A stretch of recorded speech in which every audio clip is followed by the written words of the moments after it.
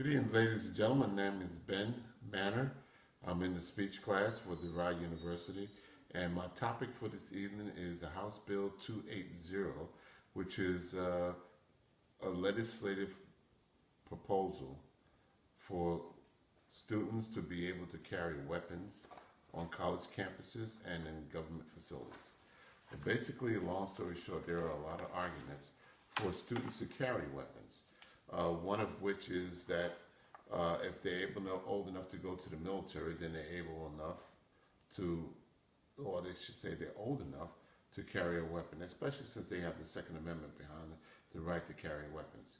Now, most of the students that I know of are a little bit irresponsible, 18 to 21-year-olds.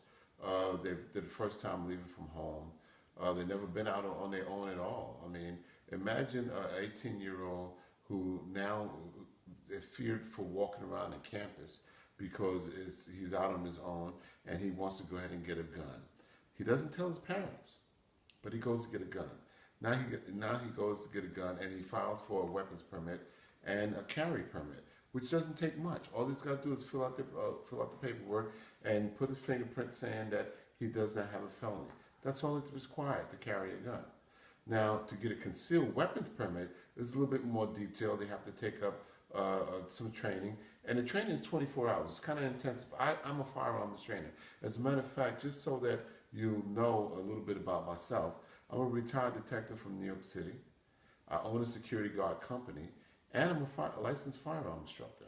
And I train campus police on college campuses, and I also train armed security guards. And I've trained local private citizens who just want to purchase a weapon and go out and have a weapon for themselves to protect themselves. But now think about a college-age student. He's been on his own. He just purchased a weapon. Now he's got a weapon. He's going to a party. 18 to 21 years old. Could be the worst mistake that he ever made in his life, because now they're making fun of him, and he pulls out his weapon and he's been drinking. Now, the parent sent them to go to school to get an education, and they have a weapon on them, and they make the worst mistake or the worst decision in their life.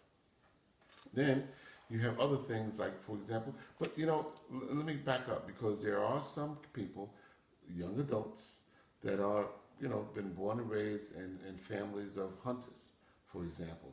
Their mother and father has been talking about weapons. They're training them how to secure weapons ever since they were able enough to carry a weapon. They know that if they go drinking, they lock up their weapon securely in a safe, or there's certain tools and mechanisms.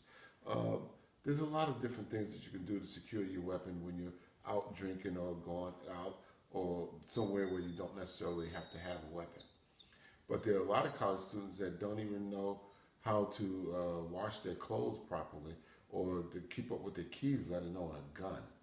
So, I mean, you come home late from a party, you put your gun by your bedside, and your roommate wants to check it out and feel it and touch it, and now you got a problem or issue because it's an accidental shooting. You didn't unload your weapon or anything of that nature.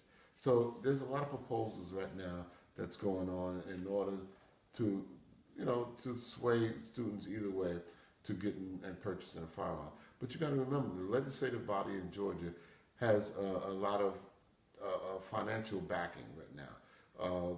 Matter of fact, Glock, which is a major institution for weapons, they have a facility in Smyrna, Georgia. What I want to tell you, and I'm going to wrap this up very easily, is that it's on both sides. Should a student be allowed to carry weapons, even if they're licensed to carry? Or should you protect the students and build up your police department, build up your scanners, access control, and other cameras in order to prevent this from happening, or to limit and curtail crime on college campuses? Let me know what you think. I'm welcoming your feedback. Thank you very much. It's been BManer in Speech Class.